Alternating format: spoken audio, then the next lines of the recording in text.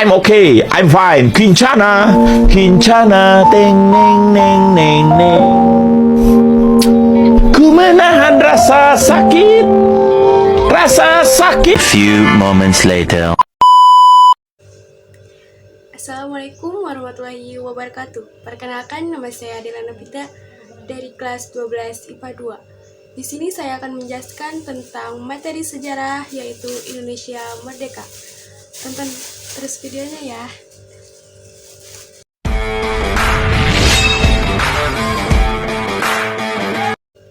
Nah, jadi di materi ini ada beberapa poin yang sangat penting banget bagi warga negara Indonesia. Yang pertama yaitu A. Dari Dang Sengkong sampai ke Pangasan Timur, teks proklamasi kemerdekaan telah dibacakan oleh Soekarno dalam upacara pernyataan kemerdekaan bangsa Indonesia. Tanggal 17 Agustus 1945, proklamasi dilaksanakan di Jalan Pangasaan Timur No. 56 Jakarta. Pernyataan kemerdekaan tersebut disambut bahagia dan sukacita oleh masyarakat Indonesia di berbagai daerah. Nah, jadi poin yang pertama yaitu Jepang bertekuk lutut. Jenderal Terauchi pada tanggal 9 Agustus 1945 memanggil Soekarno, Mohatta, dan Rajiman Widyodiningrat untuk pergi ke Dalat, Saigon. Saigon adalah salah satu pusat tentara Jepang. Pada tanggal 12 Agustus 1945, Jenderal Terauchi mengucapkan selamat kepada Soekarno dan Muhammad Hatta sebagai Ketua dan Wakil Ketua PPKI. Kemudian Terauchi menegaskan bahwa Jepang akan menyerahkan kemerdekaannya kepada bangsa Indonesia, Soekarno, Muhammad Hatta, dan Rajiman Widyodiningrat. Pulang kembali ke Jakarta pada tanggal 14 Agustus 1945. Pada masa-masa inilah terjadi peristiwa yang dramatis di wilayah Indonesia, walaupun alat komunikasi pada masa tersebut dikuasai oleh Jepang. Tetapi para tokoh pejuang berhasil mengakses berbagai informasi dunia dengan berbagai cara. Radio sebagai alat yang paling berperan pada masa tersebut telah disegel juga oleh bangsa Jepang. Nah, jadi itu adalah poin yang pertama. Poin yang kedua yaitu peristiwa Rangkais Deadlock. Hari-hari menjelang tanggal 15 Agustus 1945 merupakan hari yang menegangkan bagi bangsa Jepang dan bangsa Indonesia. Hari Rabu tanggal 15 Agustus 1945 sekitar pukul 21.30 WIB, para pemuda dipimpin oleh Wikana dan Darwis datang di rumah Soekarno di Pangasaan Timur No. 56 Jakarta. Wikana dan Darwis memaksa Soekarno untuk memproklamasikan kemerdekaan Indonesia. Para pemuda mendecak agar proklamasi malam ini dapat dilaksanakan paling lambat tanggal 16 Agustus 1945. Sambil menimang-nimang senjata, Wikana berucap dan bernada ancaman. Nah, jadi itu penjelasan nomor 2. Nah, sekarang penjelasan nomor yang ketiga, yaitu perumusan teks proklamasi. Soekarno pertama kali menuliskan kata pernyataan proklamasi ke Soekarno, kemudian bertanya kepada Mohatta dan Ahmad Subarjo bagaimana bunyi rancangan pada draft pembukaan Undang-Undang Dasar. Kedua orang yang ditanya itu pun tidak ingat persis.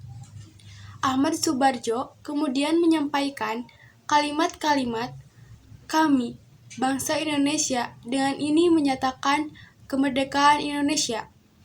Mohatta menambahkan kalimat, "Hal-hal yang mengenai pemindahan dan kekuasaan dan lain-lain diselenggarakan dengan cara sesama dan dalam tempo yang sesingkat-singkatnya."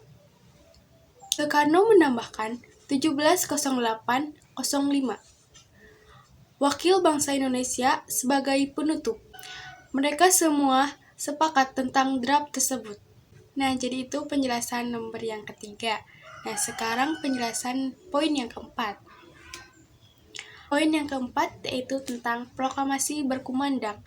Pada pukul 5 pagi tanggal 17 Agustus 1945, para pemimpin dan pemuda keluar dari rumah Laksamana Maeda dengan diliputi kebanggaan. Mereka telah sepakat untuk memproklamasikan kemerdekaan di rumah Soekarno di Jalan Pengasahan Timur No. 46 pada pukul 10 pagi. Sebelum pulang, Mohatta berpesan kepada PM dia untuk memperbanyak teks proklamasi yang menyiarkannya ke seluruh dunia. Poin yang kelima yaitu dukungan dari berbagai lapisan. Berita proklamasi kemerdekaan Indonesia cepat bergema ke daerah-daerah. Rakyat di Jakarta maupun di kota-kota menyambut dengan antusias. Nah, jadi itu penjelasan yang A. Nah, sekarang adalah penjelasan yang ke B, yaitu tentang terbentuknya pemerintahan dan NKRI. 1. Pengesahan Undang-Undang Dasar 1945, pemilihan presiden dan wakil presiden. Kertas suara dibagikan, tetapi atas usul Otto Iskandar Dinata, maka secara aklamasi terpilih Insinyur Soekarno sebagai Presiden Republik Indonesia dan Dr. Andes Muhammad Hatta sebagai Wakil Presiden Republik Indonesia. Sesudah itu, pasal-pasal yang tersisa yang berkaitan dengan aturan peralihan dan aturan tambahan disetujui. Nah, jadi poin yang kedua yaitu pembentukan departemen dan pemerintahan daerah. Laporan Ahmad Subarjo mengenai pembagian departemen atau kementerian, adapun hasil-hasil yang disepakati NKRI terbagi atas 12 departemen sebagai berikut. Nah, yang ke-1 yaitu Kementerian Dalam Negeri, yang kedua Kementerian Luar Negeri, yang ketiga Kementerian Kehakiman, yang keempat Kementerian Keuangan, yang kelima Kementerian Kemakmuran, yang keenam Kementerian Kesehatan, yang ketujuh Kementerian Pengajaran, yang kedelapan Kementerian Sosial, yang kesembilan Kementerian Pertahanan, yang kesepuluh Kementerian Penerangan, yang kesebelas Kementerian Perhubungan, yang ke-12 Kementerian Pekerjasamaan Umum, dan yang terakhir yaitu Kementerian Negara. Poin yang ketiga yaitu pembentukan badan-badan negara. Zahir dan Amir Syarifuddin mengusulkan adanya BPKNIP atau Badan Pekerja KNIP untuk menghadapi suasana genting. BPKNIP akan mengerjakan tugas-tugas operasional dari KNIP. Berdasarkan usul-usul dalam sidang tersebut, maka Wakil Presiden selaku wakil pemerintahan mengeluarkan maklumat yang lazim disebut maklumat Presiden No. X. Nah, itu adalah penjelasan nomor yang ketiga. Sekarang penjelasan nomor keempat, yaitu tentang pembentukan kabinet. Kabinet RI pertama kali dibentuk oleh Presiden Soekarno pada tanggal 2 September 1945, terdiri atas 1 Kementerian Dalam Negeri, R.A.A. Winata Kusuma, 2 Menteri Luar Negeri, yaitu M.R. Ahmad Subarjo. Yang ketiga yaitu Menteri Keuangan, M.R. A.A. Marawis. Yang keempat, Menteri Kehakiman, Prof. M.R. Supomo. Yang kelima yaitu Menteri Kemakmuran, R.I. Surakmad Sukro Adi Suryo. Keenam yaitu Menteri Keamanan Rakyat, Supriyadi. Yang ketujuh adalah Menteri Kesehatan, Dr. Buntaran Matroatmojo. Yang kedelapan Menteri Pengajaran, Ki Hajar Dewantara. Yang kesembilan Menteri Penerangan, M.R. Amin Syarifuddin. Yang kesepuluh Menteri Sosial, M.R. Iwa Kusumasari. 11 yaitu Menteri Pekerjaan Umum Abi Kusno Sokrosuyoso. Yang ke-12 Menteri Perhubungan Abi Kusno Sokrosuyoso. Yang ke-13 Menteri Negara Wahid Hasyim. Yang ke-14 Menteri Negara MRM Amin. Yang ke-15 Menteri Negara MRRM Sutono. Yang ke-16 Menteri Negara R. Oto Iskandar Dinata. Yang kelima yaitu poin pembentukan berbagai partai politik. 1. Masyumi, 2. PKI, 3. BPI, 4. Partai Rakyat Jelata, 5. Parkindo, 6. PSI, 7. PRS, 8. PKRI, 9. Persatuan Rakyat Marhaen Indonesia. Yang ke-10 yaitu PNI Partai Nasional Indonesia. Nah, jadi yang ke-6 yaitu tentang lahirnya Tentara Nasional Indonesia. Yang ke-1 Badan Keamanan Rakyat. Yang kedua Tentara Keamanan Rakyat. Yang ketiga dari TKR, TRI ke TNI. Nah, jadi sekarang pembahasan yang C, yaitu proklamator dan peran para tokoh sekitar proklamasi. 1. Peran sang proklamator, yaitu Insinyur Soekarno. 17 Agustus 1945, peranan Soekarno semakin penting. Secara tidak langsung ia terpilih menjadi tokoh nomor 1 di Indonesia. Soekarno didampingi Mohatta, diberi kepercayaan membacakan teks proklamasi sebagai pernyataan kemerdekaan Indonesia. Mohatta melibatkan diri secara langsung dan ikut adil dalam merumuskan teks proklamasi. Ia juga ikut menandatangani teks proklamasi pada peristiwa detik-detik proklamasi. Mohatta tampil sebagai tokoh nomor 2 mendampingi Bung Karno dalam pembacaan teks proklamasi kemerdekaan Indonesia. 2. Peran para tokoh sekitar proklamasi. A. Ahmad Subarjo.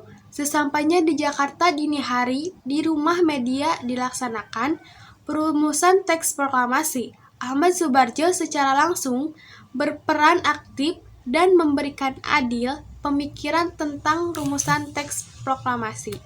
2. Soekarni Kartodiwirjo. Ia juga tokoh yang mengusulkan agar teks proklamasi ditandatangani oleh Soekarno dan Mohatta atas nama bangsa Indonesia. Ia juga memimpin pertemuan untuk membahas strategi penyebarluaskan teks proklamasi dan berita tentang proklamasi. Yang ketiga yaitu Sahuti Melik.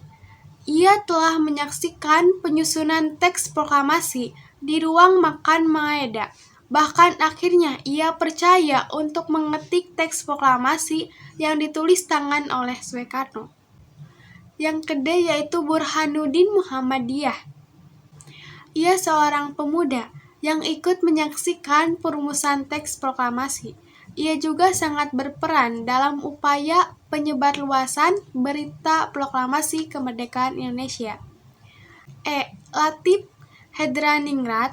Latif Hedraningrat dibantu Suhid mengibarkan sangsaka merah putih, dan yang membantu membawakan bendera merah putih adalah SK Trimurti.